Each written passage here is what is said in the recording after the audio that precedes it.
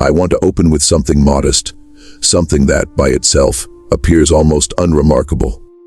Not a war, not a lost city, not a vanished empire, just a river, or more precisely, the sudden state, coordinated removal of what that river had been named, what generations had called it for centuries, by those who lived on its banks, drew water from it, traveled it, raised families beside it. Because here's what I kept returning to. The more I dug into this, before you wipe a civilization from memory, you don't have to dam the current. You don't have to shift the course, though we'll come to that as well. You only need to alter what a river is called. And if you execute it swiftly enough, comprehensively enough, in unison across the board, within a generation or two, no one recalls what existed before. No one recalls what the water once signified, and that is precisely what unfolded. Not gradually, not naturally, not through the slow linguistic evolution that turns ancient Brythonic Tamisis into Thames over 1,000 years. No, this is about single decrees, single colonial missions, entire watersheds spanning hundreds of miles stripped of their identities in synchronized sweeps within a very tight historical frame. In 1607, English settlers reached Virginia. Within 3 years, the great waterway the Powhatan had long known as Potomac, a name embedded in the very terrain, became the Potomac. The river they called Cuyahoga became the James. Not because the original names were forgotten, not because they were hard to pronounce, but because a governing body, a colonial administration still fresh from the Atlantic crossing, systematically sat down and rechristened them, willfully, totally, all at once. In the American Southwest, the river the Odom knew as Semis. The river the Zuni had their own ancient designation for. The river the Paso del Norte. The river people who had built their entire existence around it for millennia became the Rio Grande, the Grand River, named seemingly by people who had just shown up. And France. France is where the consistency becomes unmistakable.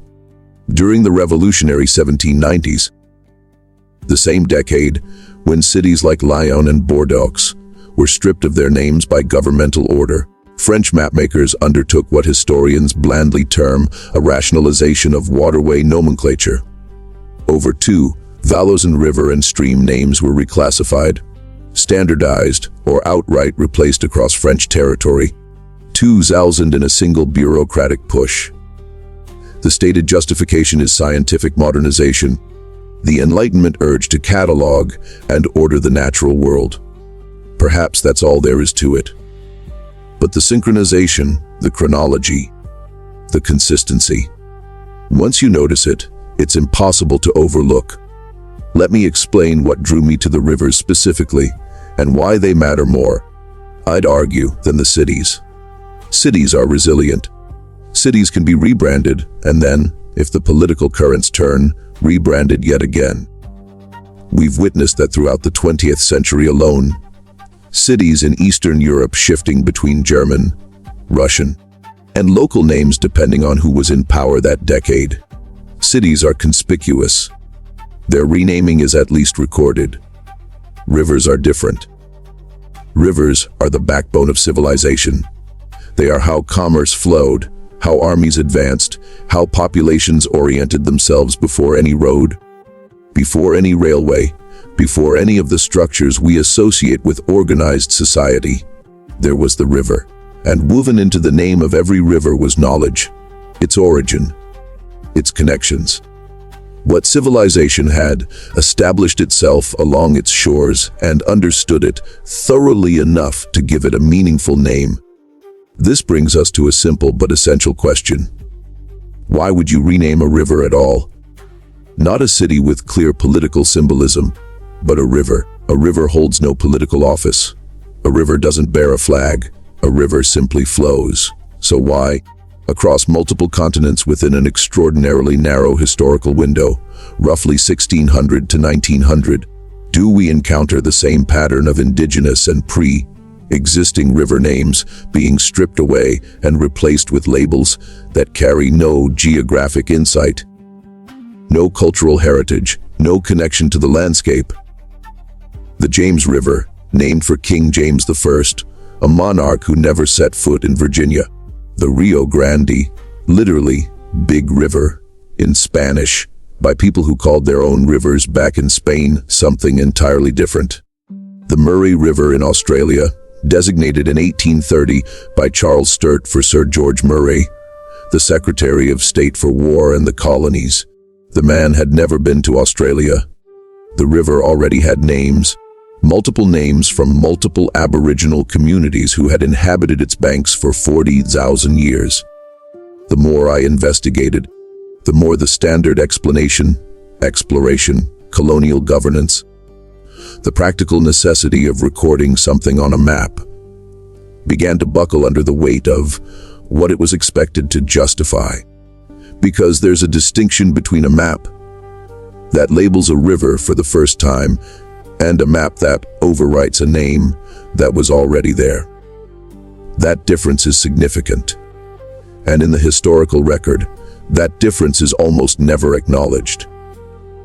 If you followed this channel for a while, you know we keep circling back to the same era, the same window, roughly 1700 to 1870, because that is when Tartary disappears from maps.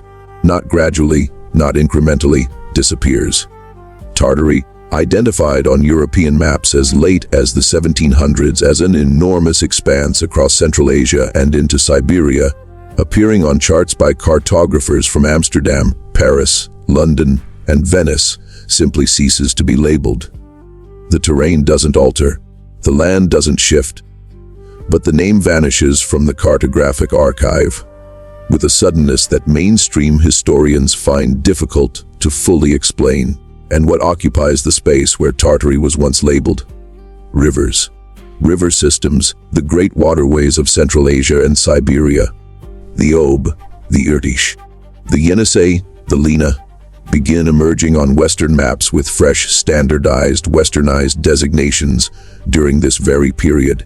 Waterways that local groups had named and traversed for centuries were being documented by Russian imperial mapmakers and reclassified as part of the same administrative expansion that was at the same time removing Tartary as a geographic designation. The pattern recurs with unsettling exactness.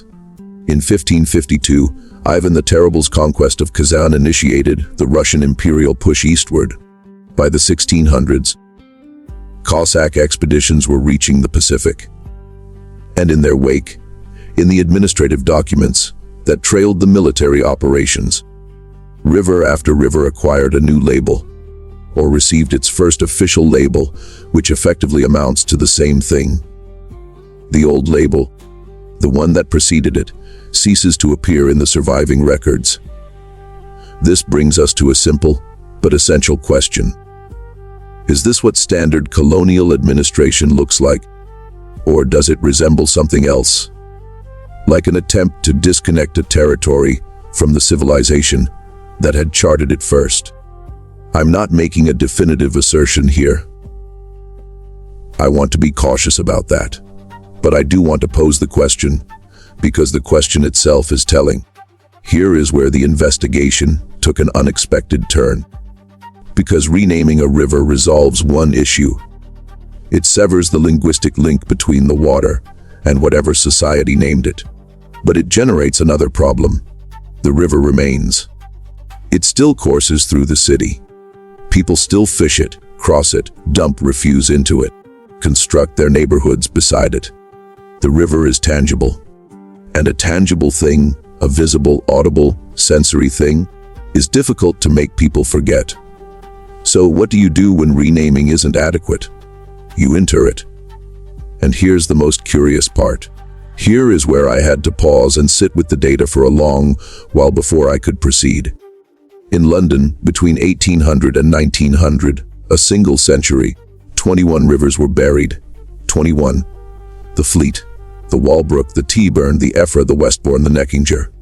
Rivers with names, rivers with histories, rivers that had molded the city's geography, that appeared on maps stretching back centuries, that had lent their names to neighborhoods and districts and thoroughfares. Gone, covered, converted to sewers, or simply entombed beneath new roadways. Official explanation is sanitation. The Industrial Revolution had transformed London's rivers into open drains. The Great Stink of 1858, when the Thames became so noxious that Parliament itself had to adjourn, prompted Joseph Bazalgette's Grand Sewer Project. The rivers were buried for public health, and that explanation is partly true. I want to be transparent about that. The rivers were contaminated, they did smell. But 21 rivers in 1 century in one city. And the chronology. The official explanation starts to fracture here. Doesn't line up neatly with the sanitation crisis at all. The Walbrook was buried well before the Great Stink. The Tyburn had been progressively culverted since the late 1700s. The process initiates earlier than the sanitation narrative can account for, and it concludes with something more thorough than sanitation alone would necessitate. You don't need to bury a river to manage its sewage. You need to treat its water, redirect its flow, install infrastructure along its margins. Burial, complete, total, generational burial, to the point where Londoners today walk over rivers they don't realize exist, is a different category of undertaking. The Bièvre in Paris tells the same account. The river that traversed the left bank, that had driven tanneries and mills, that appeared on maps of Paris going back to the medieval era, was progressively interred through the 19th century and entirely covered by 1912. The official explanation is again sanitation. The tanneries had made it toxic, but Paris didn't bury the Seine. Paris didn't bury the Marne. Paris buried the Bièvre, the smaller river, the one with the older history, the one that coursed through neighborhoods undergoing modernization in Haussmann's vast reshaping of the city in the 1850s and 60s.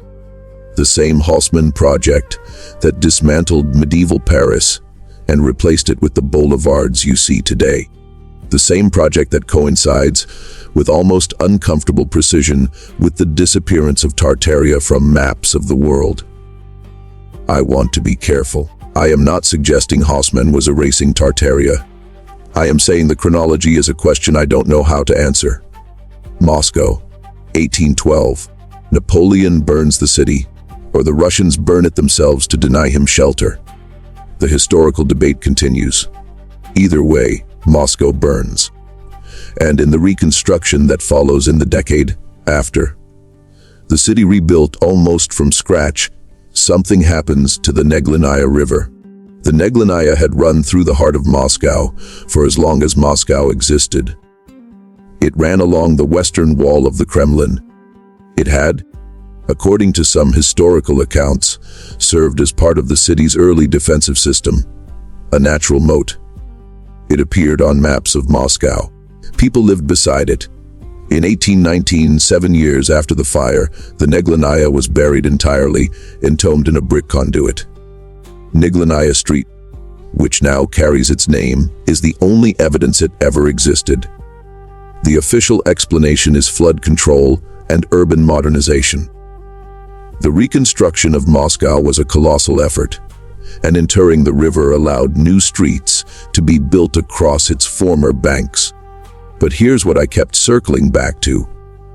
Why does reconstruction consistently, in city after city, continent after continent, result not in incorporating rivers into the new urban layout, but in removing them? Why is the river always what gets buried? The pattern recurs with unsettling exactness.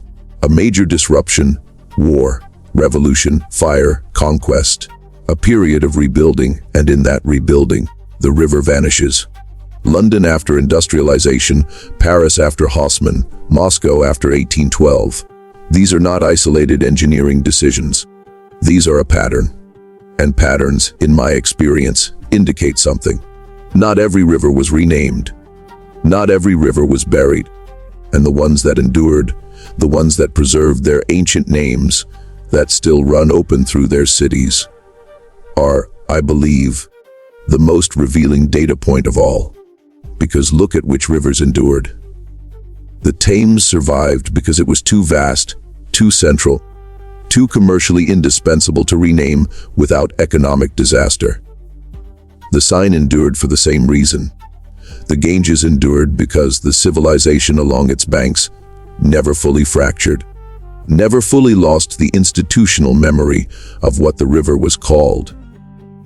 The rivers that kept their names were the rivers that everyday life made impossible to erase.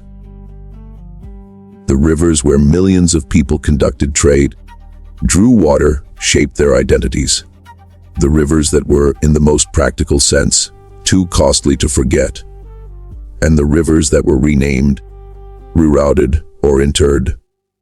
They were consistently the smaller rivers, the rivers of the interior, the rivers that ran through territories recently seized, that ran through cities under reconstruction, that ran through landscapes where the previous inhabitants had been devastated by war, disease, displacement, reduced in number or influence.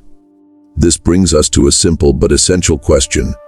Is this pattern the outcome of practical case engineering and administrative choices, each made independently for localized reasons? Or does the consistency of the pattern suggest something more orchestrated, something that functioned at a level above individual cities and individual governments?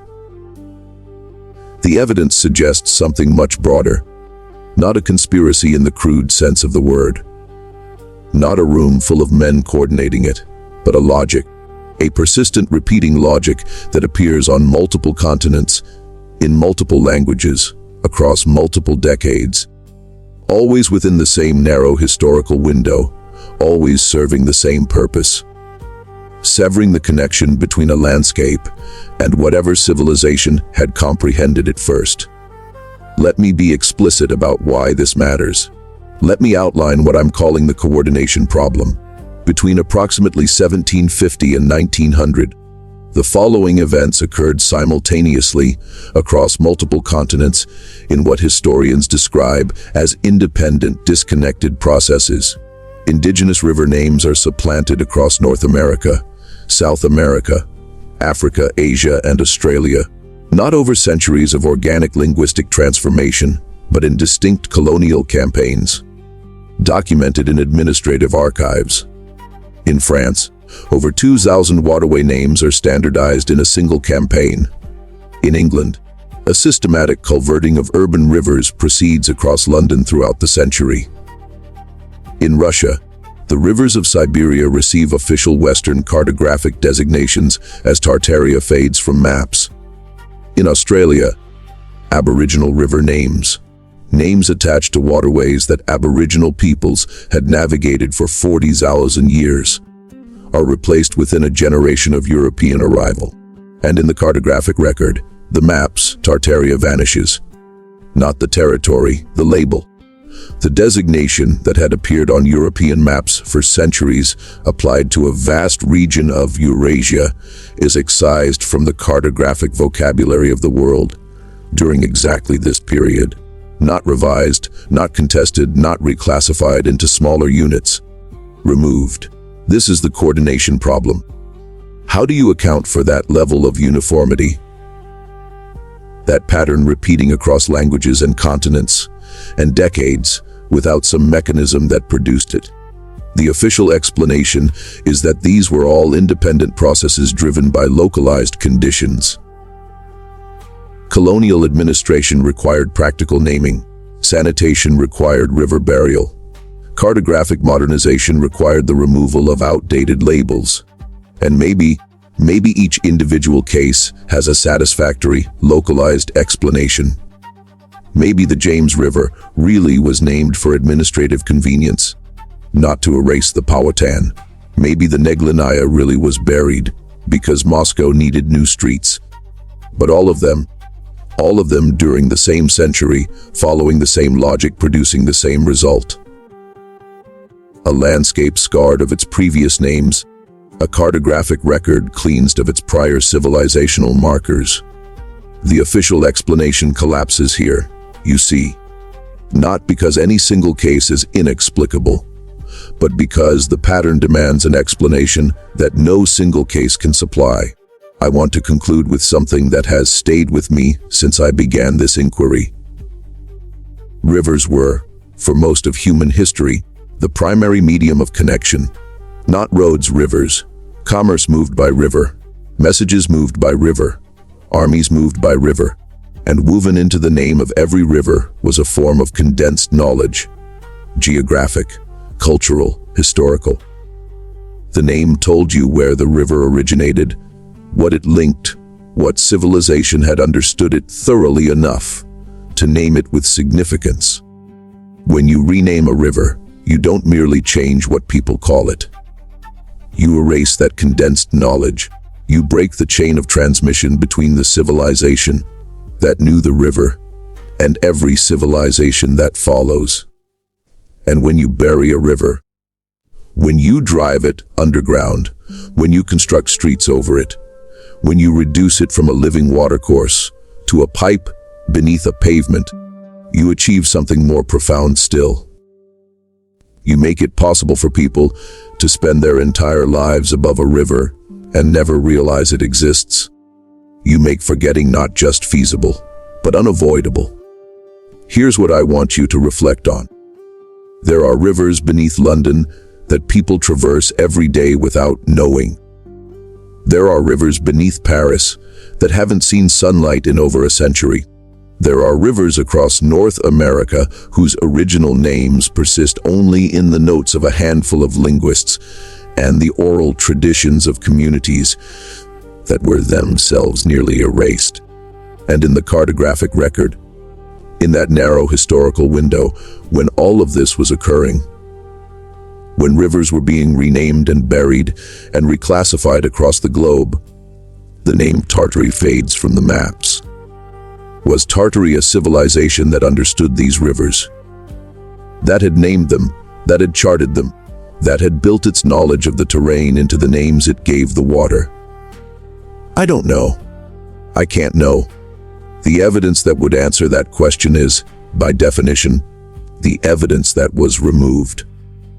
But this is what I find impossible to dismiss. The same process, renaming, then burying, then forgetting, was applied to rivers and to Tartary simultaneously.